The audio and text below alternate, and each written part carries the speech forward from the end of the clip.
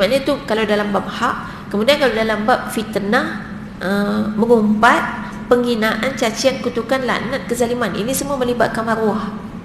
Maruah orang beriman. Orang beriman ni kena dijaga 3 benda. Okay? Haram atas kita mengganggu gugat 3 perkara ni kalau ada pada orang beriman. 1, maruah. Maruah dia kita kena jaga. Yang kedua, harta. Yang ketiga, darah. Ni ada hadis dia.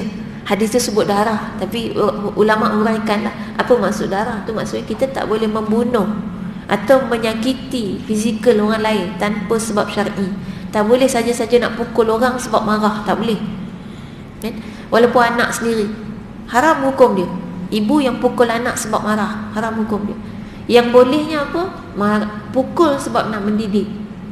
Jadi sebab anak tu orang Islam, kita ingat hubungan darah daging tu hanya menyatukan kita kat dunia. Di akhirat dia akan menuntut bahawa dia telah dipukul tanpa hak. Dia tidak berhak dipukul, tapi dia dipukul. Dia akan tuntut di akhirat. Di akhirat nanti tuntutan bukan hanya di kalangan manusia, tapi juga haiwan. Allah akan bagi peluang kepada mana-mana kucing yang pernah bergaduh dan mencederakan kucing lain untuk balas semula kecederaan tu. Kucing sama kucing pun dibagi peluang balas. Lepas balas, selesailah. Tak adalah syurga neraka. Tak ada kucing masuk syurga Firdaus kan. Jadi kita punya kucing tompok tu tak masuk dengan kita dalam syurga. Dia habis setakat dia balas sama-sama dia. Kalau binatang pun akan saling membalas, apalagi manusia. Jadi maknanya 3 benda tadi. Kalau harta tadi kita kena pulangkan. Kemudian kalau darah tu maknanya kita tak boleh menyakiti, tak boleh bunuh dia tanpa sebab. Sebab ada sebab yang membolehkan orang beriman, orang Islam pun dibunuh. Salah satunya jenayah kan. Rejam kan, rejam tu kan bunuh. Ataupun qisas, hukum bunuh balas, itu sebab syar'i. Tapi kalau saja kita nak sakiti dia, kita nak letak duri depan pintu rumah dia, itu tak boleh. Haram hukum dia. Ni yang orang suka main gurau-gurau tu, dia pasang tali kan, dia pegang tali sini dengan tali sana, bagi orang tu tersangkut, tersondol. Haram hukum dia. Itu bukan gurauan syar'i, itu gurauan yang melampau. Orang kita suka buat kan, anak-anak muda lah, sebab dia tahu buat kat nenek-nenek sekali kena masuk hospital. Dia buat kat budak-budak tu kadang-kadang suka main macam tu, tersondol budak tu, jatuh sakit. Itu tak boleh. Itu termasuk gurauan yang melampau. Bergurau tidak boleh sampai menyakiti orang. Jadi itu kalau termasuk dalam tadi harta, kemudian maruah.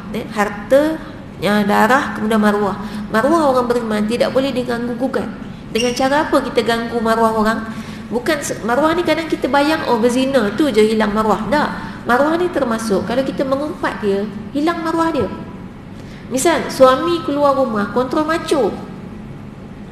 Kontrol ni belanja isteri dia depan orang kan. Kalau banyak saya jumpa suami macam ni. Kalau depan orang, nah duit dia apa-apa. Kalau kat belakang tak pernah bagi duit. Dia kontrol macho lah kiranya kan. Lepas tu kalau pergi kedai, isteri dia masuk je kedai, ambil lah apa-apa yang nak. Padahal kalau tak ada orang tak buat macam tu. Tapi dia kontrol macho Tapi kita kadang geram. Ada isteri yang geram ni, tengok suami ni kau main lagi kalau depan mak bapak kita. Tunjuk kau main bagi duit kan, padahal tak pernah pun bagi nafkah, kita kata. Kan geram. Akhirnya apa? Mengumpat. Kan jadi mengumpat kan. Nanti bila suami tak ada, dia keluar, cerita kat mak-mak, tahu tak sebenarnya kita cerita. Maksudnya apa? Maruah suami yang dia punya kontrol tadi tercalar. Dan kita tadi bukan nak menyelesaikan masalah pun. Dia sebenarnya itu memang masalah. Kalau suami buat macam tu memang masalah, dan ia perlu diselesaikan. Tapi kaedahnya bukan dengan kita mengumpat, bukan dengan kita menceritakan kerana perasaan geram, tak. Apatah lagi yang kita ceritakan tu bukan orang yang akan menyelesaikan masalah, bahkan menambah masalah. Kalau cerita bab nafkah kepada mak kita sendiri, memang tambah masalah. Mak ni emosi kan, anak dia diperlakukan macam tu, dia marah, jadi gaduh, akhirnya dia benci menantu tak pasal-pasal. Jadi maknanya masalah itu memang masalah. Bukan kata kalau kita kena simpan seorang-seorang, tak payah cakap dengan siapa-siapa. Tak juga, kita dah belajar itu. Ada mengumpat yang dibolehkan untuk menyelesaikan masalah, iaitu kaedahnya pergi jumpa dengan hakim. atau mana-mana individu ustaz ke ustazah yang kita rasakan boleh membantu menyelesaikan masalah kita, maka kita ceritakan untuk menyelesaikan masalah. Suami yang tak bagi nafkah tapi duk berlakon bagi nafkah, kan? Jadi selesaikan. Tapi kalau melepas meluahkan tak boleh. Itu kontrol dia punya kontrol macho dia. Kita dedahkan aib dia. Sama juga dia kontrol macho, sikat rambut kemas kan, baju tight in kan, pakai semua smart-smart keluar. Tiba-tiba kita cerita kat kawan kita, tu awak nampak je suami kita smart kat rumah, ya Allah kan. Masuk je rumah stocking campak atas lemari, baju bawah katil. Kita cerita habis. Dan padahal benda tu kita je yang tahu dalam rumah kan. Jadi kita buka aib dia keluar. Itu maruah kan? Dan bagi lelaki yang paling penting adalah maruah diri dia. Itu yang paling mahal yang ada pada diri dia, maruah. Maknanya kita jangan mudah menceritakan aib pasangan kita kepada orang lain, apatah lagi kat Facebook. Itu kita jauhkan, sebab itu berkaitan dengan maruah. Baik, kawan-kawan kita pun sama, ada maruah dia yang kita kalau mengumpat itu menjatuhkan maruah dia. Kita memfitnah pun mengganggu guard maruah dia, kan? Kita mencaci maki dia, menyakiti maruah dia. Maruah orang beriman kena jaga, kan? Tak boleh kita robek-robek secara sesuka hati, itu dosa. Baik, itu kaedah untuk bertaubat daripada dosa mengumpat. Buat 4 ni, dan kemudian buka surat sebelah ada poin ni 1, 2, 3, 4. Baik, namun di sana terdapat beberapa keadaan yang perlu diambil perhatian dalam kaedah memohon maaf dari orang yang telah diumpat. Kaedah-kaedah ini dapat disimpulkan sebagai berikut. Baik, ini tadi kita tengok 4 kaedah. Baik, mungkin nombor 1 sampai 3 tak ada masalah, kan? Kita sebab dia melibatkan diri kita je, meninggalkan maksiat, niat azam untuk tak ulang lagi, betul-betul menyesal. Cuma yang nombor 4 ni ada sikit masalah dalam bab mengumpat. Sebab dia kan kita kena minta maaf dengan tuan dia, balikkan semula maruah dia. Baik, macam mana nak minta maaf kalau kita mengumpat dia dulu, dia tak tahu? Jadi akan timbul masalah. Misal kata kita pergi jumpa dia, minta maaf ya, dia pun heran. Biasa minta maaf raya-raya tu pun ayat maaf zahir batin. Tiba-tiba maafkan saya minta maaf. Ada apa? Ni tak raya ni, kata. Tak raya, ada masalah apa? Awak buat apa dengan saya? Dia mula tanya. Dan bila dia tanya, kita pun tak adalah, saya buat silap sikit lah dengan awak kan, tapi maafkanlah saya. Bagi tahu apa silap dia tu. Salah apa awak buat kat saya? Tak bagi tahu, tak maaf. Hari kita pun sebab nak maaf, nak minta maaf, kita pun bagi tahu, saya termengumpat awak hari tu. Minta maaf lah. Mengumpat? Awak mengumpat apa saya? Teringin nak tahu kan? Orang tu mengaku dia mengumpat kita, mesti nak tahu dia mengumpat apa pasal kita. Kita kata, takkan nak bagi tahu. Tolonglah maafkan saya. Tak ada. Kalau tak bagi tahu, tak maaf. Ya, tak habaq, tak maaf. Kita pun bagi tahu lah, dah hari tu saya termengumpat kata awak ni comot. Apa? Tiada maaf bagimu. Habis out. Itu masalah dia. Sebab masalah kita ni inquiry tinggi, teringin sangat nak tahu, walaupun kita tahu tak ada keperluan. Kalau kita tanya orang tu buat salah apa kat kita, orang tu mengumpat apa kat kita, kita dapat apa? Tak dapat apa-apa kan? Kita tahu tak ada keperluan pun kita tanya, tapi teringin nak tahu. Itu biasalah, standard kan? Kita teringin nak tahu. Banyak benda kita teringin nak tahu walaupun kita tak perlu tahu. Sebab tu saya kadang-kadang kalau ada orang tanya soalan, setengah soalan tu saya tak jawab. Kalau WhatsApp, saya bagi tahu siap-siap. Siapa WhatsApp soalan, kalau saya tak jawab tu maknanya soalan tu tak perlu dijawab. Kalau perlu jawab, insya-Allah saya akan berusaha jawab. Macam mana tak perlu dijawab? Kena faham sendiri bahawa tidak semua benda yang kita ingin tahu sebenarnya kita perlu tahu. Kan? Jadi biasanya kalau orang yang saya kenali, saya tahulah antara soalan ni dan dia perlu tahu ke tidak sebenarnya. Ada benda yang kita memang nak tahu tapi kita tak perlu tahu. Kan? Contoh nak tahu sangat Dajjal tu macam mana rupa, perlu tak sebenarnya? Tak perlu. Kalau dia tak menambahkan keimanan kita. Kalau dia menambahkan keimanan kita, menyebabkan kita bertindak, melakukan sesuatu, okey. Tapi kalau dengan tahu balik macam biasa, maknanya kita tak perlu tahu. Sebab walaupun kita nampak Dajjal depan mata kita, bukan semua orang boleh baca tulisan kafir kat dahi dia.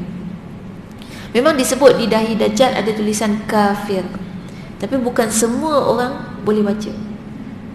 Bukan semua orang yang tidak buta huruf boleh baca. Bahkan orang yang buta huruf boleh baca, andai kata dia beriman. Jadi hanya orang yang betul-betul beriman saja yang boleh baca tulisan tu. Jadi tahu ada tulisan tu pun tak ada faedah. Tahu sifat dia, rambutnya keriting, tubuhnya besar kan, perutnya buncit kan, tahu pula matanya tak ada sebelah kan, matanya buta sebelah, tahu kulitnya kemerah-merahan. Tapi kalau kita jumpa kan ramai orang macam tu dalam dunia. Sekali habis kita tengok orang rambut keriting je, kita kata ni family dia apa kan, habis, kesian. Kita jadi bukan keperluan untuk kita tahu. Jadi ada benda yang kita ingin tahu tapi tak perlu tahu. Selalulah tanya dalam diri kita benda tu. Kita rasa nak tahu, tanya balik dalam diri kita, aku perlu tahu ke tidak? Jadi tadi kalau orang datang minta maaf dengan kita, dia dah kata dia mengaku dia buat salah, kita pergi tanya balik, perlu tak aku tahu apa salah dia? Kalau tahu apa akan jadi? Kalau lebih baik tak tahu, maka terus maafkan saja. Jadi saya harap yang datang kuliah hari ni, kalau tiba-tiba ada kawan yang datang minta maaf, jangan tanya dia. Jangan tanya dia salah apa awak buat. Kadang-kadang kita ni dah okeylah, saya tahan, saya tak tanya.